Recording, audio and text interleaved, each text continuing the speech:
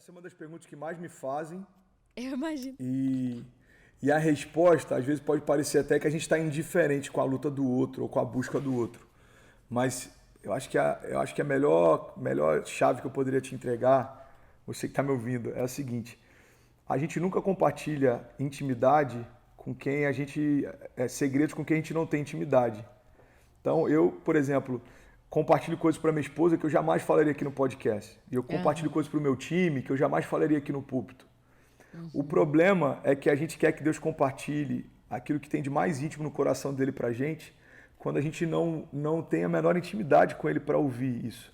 Então, qual que é o segredo para entender a identidade? É entender que ela está dentro, não fora. Então, eu paro de me cansar nessa busca do lado de fora e eu começo a gastar tempo para me encontrar do lado de dentro. O sentido da vida é para dentro. Então, eu carrego o mesmo poder que ressuscitou Jesus Cristo dos mortos. Eu me tornei morada, habitação de Deus. Ele decidiu morar dentro de mim. Eu preciso entender que todas as respostas já foram depositadas dentro. A Bíblia diz, sobre tudo que se deve guardar, guarda o teu coração, porque é dele que procedem as fontes de vida. Você percebe que em todos os momentos a Bíblia está deixando claro que a chave está dentro, não fora. E é por isso que eu gosto de brincar com esse termo chaves, porque a grande verdade é o seguinte, na nossa jornada a gente vai ter várias estações e várias portas, sejam portas ministeriais, pessoais, financeiras, seja o que for. E a grande verdade, cara, é que não importa o tamanho da porta que está diante de você, mas se você tem a chave certa para abrir ela. Então, a identidade é essa chave principal, é a que abre tudo a partir daí. Porque quando você entende quem você é, você entende o que você carrega, você entende o que você pode em Deus, você entende o que Ele te chamou para fazer. E uma outra coisa que eu acho que é importante a gente pensar quando a gente fala sobre identidade é que identidade não é uma vocação ministerial. Eu vou dar um exemplo aqui. Tem muita gente achando que identidade ou chamado vai caber dentro de um ministério da igreja. Então, o meu chamado é para o music.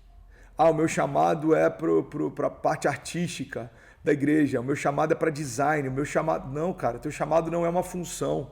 O teu chamado ele é muito maior do que isso. É como uma umbrella, é um guarda-chuva. Tem uma série de coisas, de missões que estão debaixo desse chamado. Então, eu vou dar um exemplo. Agora eu estou participando de um podcast e isso faz parte do meu chamado. Qual que é o meu chamado? É incendiar a minha geração, é compartilhar uma mensagem de vida, é trazer despertamento, é ativar pessoas, é impulsionar pessoas a viver o propósito. Então, seja um podcast, seja uma live, seja um livro, seja uma pregação, seja um tempo de mesa, seja a plantação de uma igreja, tudo isso coopera e faz parte do meu chamado. Então, quando eu entendo que é macro e não micro, eu fico menos ansioso de saber qual que é, porque eu percebo que a galera está muito em busca de saber, qual é especificamente o meu chamado, o meu tempo e o que eu tenho que fazer agora. E aí parece que a gente vai receber dos céus uma palavra do tipo, olha, você tem que fazer parte do Ministério de Louvor da igreja tal em São Paulo. E só lá você vai se realizar em Deus. Não é assim que funciona.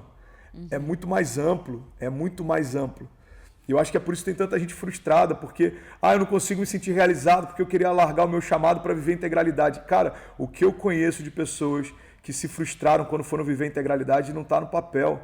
Porque, dependendo do que você faz, o teu chamado tem muito mais intensidade lá do que aqui. Eu vou dar um exemplo claro. Eu estava um tempo atrás conversando com um cara que ele era jogador de futebol, ele estava iniciando no profissional, e ele falou, eu entendi que o meu chamado é pregar para as pessoas e eu estou saindo da minha carreira. Eu falei, cara, se eu quiser falar sobre Jesus no Fantástico, é um longo caminho para um dia chegar lá. Se você for um jogador profissional e conquistar o direito de ser ouvido, em pouco tempo você vai ter as portas abertas lá. Então, se você quer pregar para a tua geração, entenda que essa graça que Deus te deu no esporte pode ser um canal pelo qual ele vai fluir através de você. Vamos ser sinceros, você recebeu o Kaká, se eu não me engano. Cara, o Kaká, se fosse um professor de escola dominical, talvez, eu vou botar só talvez, não tivesse tanto alcance na nossa geração como o Kaká sendo o melhor jogador do mundo de futebol. Exato. Você entende? Agora, o Kaká precisa deixar de ser jogador para ser um professor de escola dominical ou pastor? Não. O Kaká precisa deixar de ser professor de escola dominical ou pastor para ser jogador? Não. O problema é que a religião, durante muito tempo, apresentou as coisas como se fosse a Matrix, aquelas duas pílulas, sabe? Você tem que escolher a azul ou a vermelha. A gente polarizou muito. Então, é uma coisa ou outra. Você faz isso ou aquilo. Você cabe nisso ou cabe naquilo. Cara, é muito mais amplo do que isso. Enfim, então, eu acho que a gente precisa buscar dentro as respostas. Deus já colocou dentro de você todas as respostas que você precisa. Deus já colocou dentro de você todos os acessos que você precisa. Tá tudo aí dentro, cara. E é por isso que demora tanto pra gente... Eu vou terminar aqui essa fala, eu te entrego. É por isso que demora tanto pra gente entender a identidade que tem. Porque a gente gasta mais tempo com o nosso exterior do que com o nosso interior. Vou te dar um exemplo.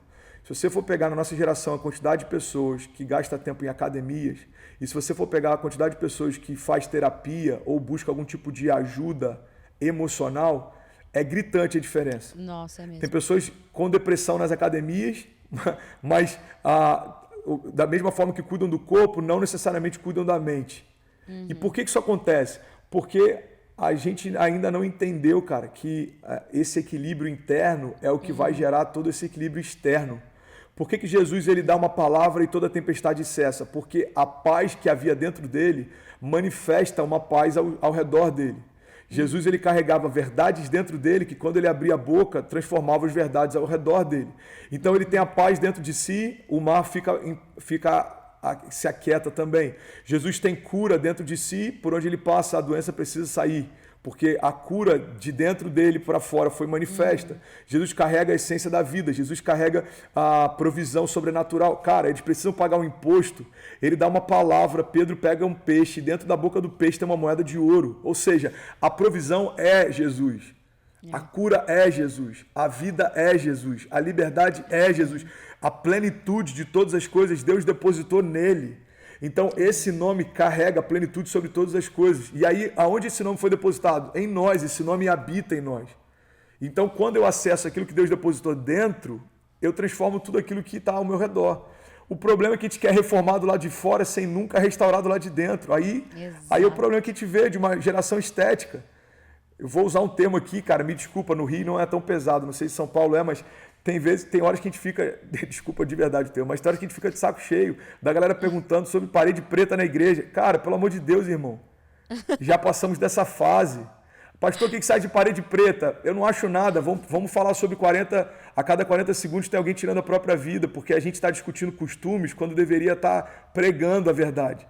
Pastor, o que você acha de fumaça? Eu não acho nada, irmão. O que você acha de... Cara, eu não acho nada. Vamos falar sobre o que é realmente relevante.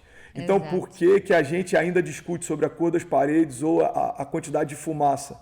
Porque a gente ainda está procurando respostas fora, ao invés de parar e olhar para dentro. Jesus, antes de começar o ministério, tira 40 dias de jejum e oração. Para que Jesus para 40 dias? Para olhar para dentro. Jesus está tendo tempo com Deus. Ele tinha autoridade dos céus porque Jesus tinha tempo com os céus. Jesus está olhando para dentro. Aí ele acaba de fazer milagres, multiplica pães e peixes. Ele fala para os discípulos em vários momentos, vai na frente que eu acompanho vocês. E ele tira tempo. A Bíblia diz, como de costume se recolhe para orar. Jesus gastava tempo olhando para dentro. Então, eu acho que a chave para a gente entender a identidade é parar de buscar e se comparar com o que está do lado de fora e começar a tentar se enxergar do lado de dentro. Muito bom. E aí, gostou? Não esquece que esse é só um trechinho, então clica aqui para você assistir o bate-papo inteiro, se inscreve no canal, ativa o sininho, deixa seu comentário e compartilha com as pessoas. Conteúdo novo de segunda a sexta, especialmente para você. Beijo!